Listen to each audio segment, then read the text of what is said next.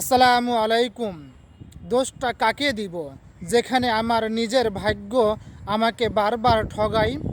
মানুষ তো ঠগাবেই।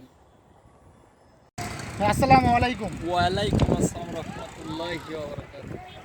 আপনার কাছে আমার একটা প্রশ্ন। আরবি ভাষায় হাতকে কি নামে ডাকা হয়?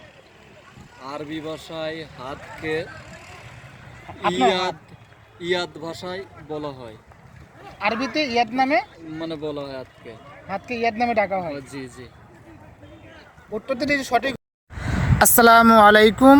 আপনি যদি স্টার অ্যাডভান্স চ্যালেঞ্জ পূর্ণ করতে চান তাহলে উপরের এই ভাইকে ফলো করুন এবং লাইক কমেন্ট করে পাশে থাকুন।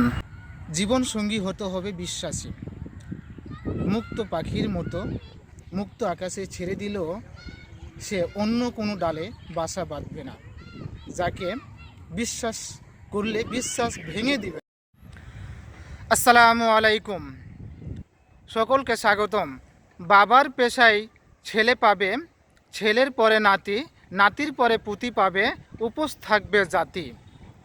চাষার ছেলে চাষাই রবে, উঠবে না আর জাতি, অন্ধ থাকবে জাতি। বাংলাদেশের কোটায় গড়া, এই তো আমাদের গড়া জাতি। কোটা প্রথা নিপাত যাক, উঠে যাক আমাদের ছাত্র সেবা মেধাবীরা। আসসালামু আলাইকুম ওরহমতুল্লাহ।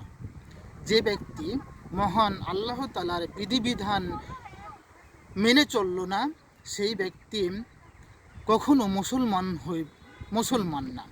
যে ব্যক্তি মহান আল্লাহ তাআলার পাঁচ ওয়াক্ত নামাজ পড়ল না, পাঁচ ওয়াক্ত নামাজ কায়েম করলো না, সেই ব্যক্তি কখনো মুসলমান নয়।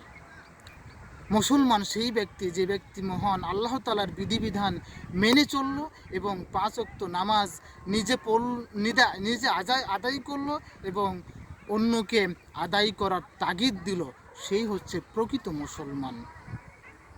আল্লাহ হাফেজ।